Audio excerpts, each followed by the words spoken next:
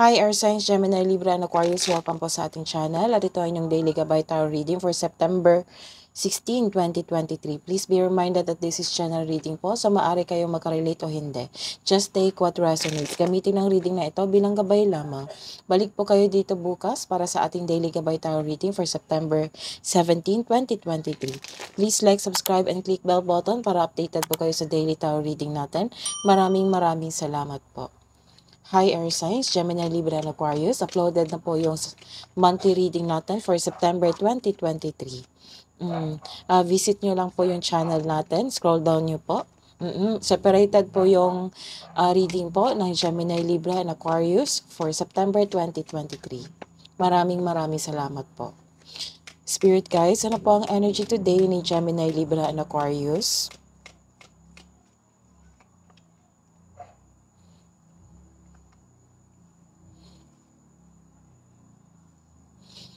You are successful. Nagkaroon ng completion sa inyong proyekto.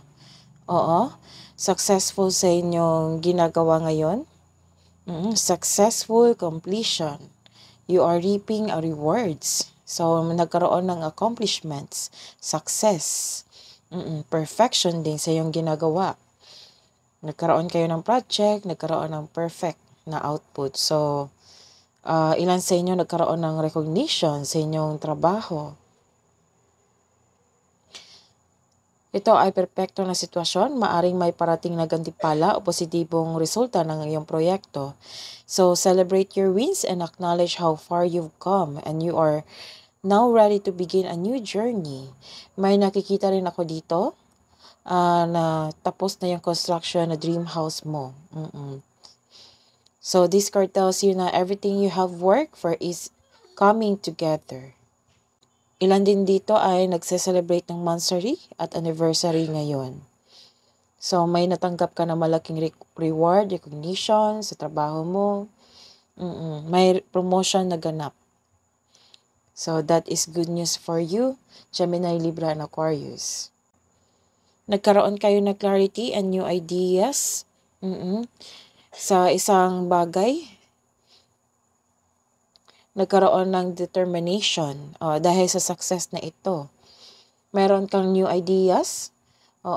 Ginawan mo ng action agad. Binigyan mo ng action para magkaroon ng maagang resulta. May magaganap na importante pag-uusap o confrontation sa isang tao. Maaari rin isa tong promotion.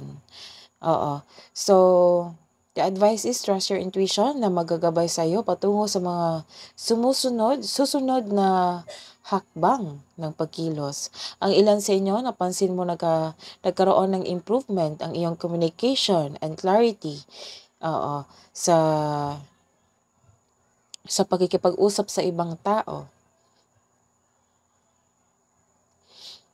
So, let's see. Hingi pa tayo ng advice po sa araw na ito para kay Gemini, Libra, and Aquarius ngayong September 16. Fine wine. Longing is the portal to wholeness. Simple pleasures. Look for beauty that is all around you. Ano po ang mensahe niyo po? Ano po ang mensahe niyo po sa career and money ni Air Signs, Gemini, Libra, and Aquarius?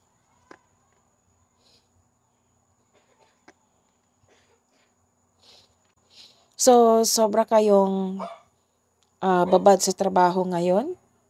Kasi inaksyonan nyo yung nagkaroon kasi kayo ng new idea sa inyong proyekto, sa inyong gawain. So may idea kayo, like for example, gawin yung negosyo, ang yung passion, ganon. So, kayo po ay matalino, diretso, kung magsalita. Matalino sa magkaroon ng opinion, desisyon. This card is tells you na panahon na para umaksyon kung alam mong nasa tama ka. So, this card is a symbol na katapangan at nagkaroon ng self-confidence. So, this card tells you to be careful sa mga ginagawa mo at pinipiling desisyon. So, ang pagiging mas paninindigan at nakatuon sa isang layunin o proyekto ay magdadala ng pagbabago sa trabaho.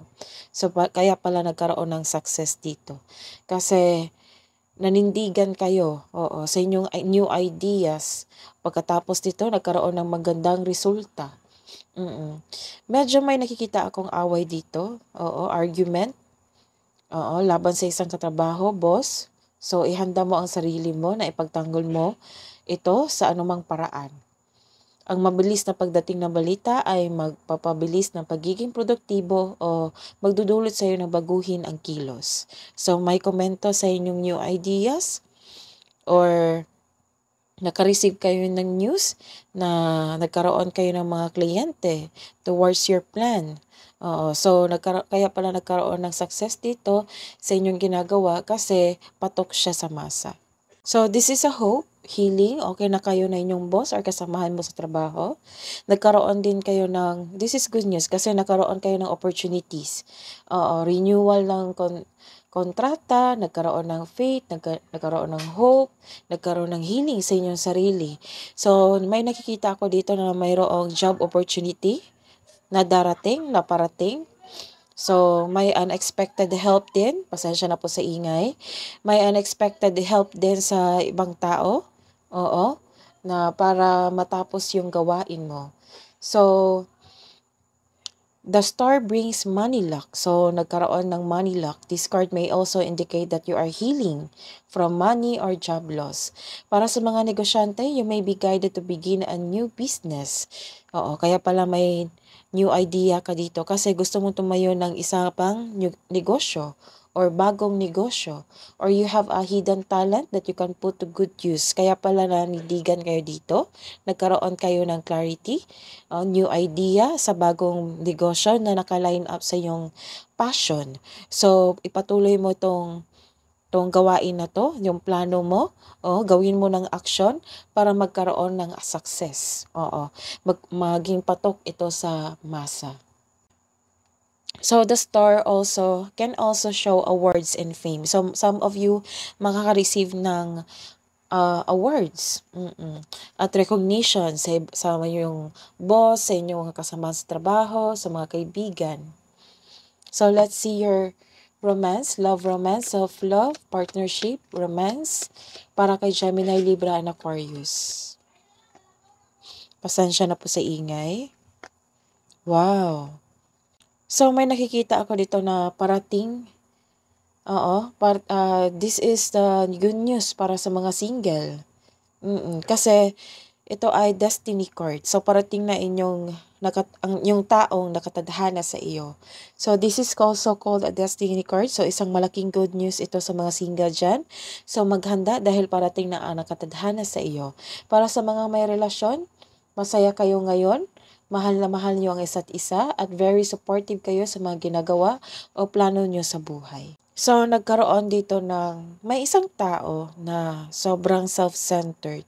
Maaring kasamahan mo to sa bahay. Nagkaroon ng greedy, self-centered, May greedy dito na tao or focus sa isang material wealth. Marahil ito ay isang ama or father figure sa buhay mo. Or ikaw to na pinapahirapan mo ang iyong sarili. Pushing your work forcefully to see the results. So, dahan-dahan lang. So, ingatan ang inyong ipon kasi may nakikita ako dito na loss of money. So, may kakilala kang hindi marunong mag-handle ng money. So, what's the single advice po? Love advice?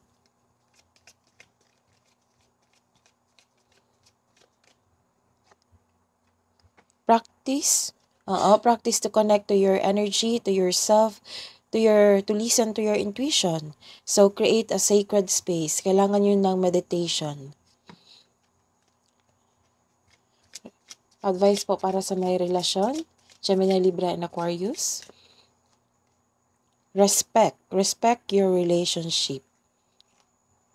So, what's the love advice po?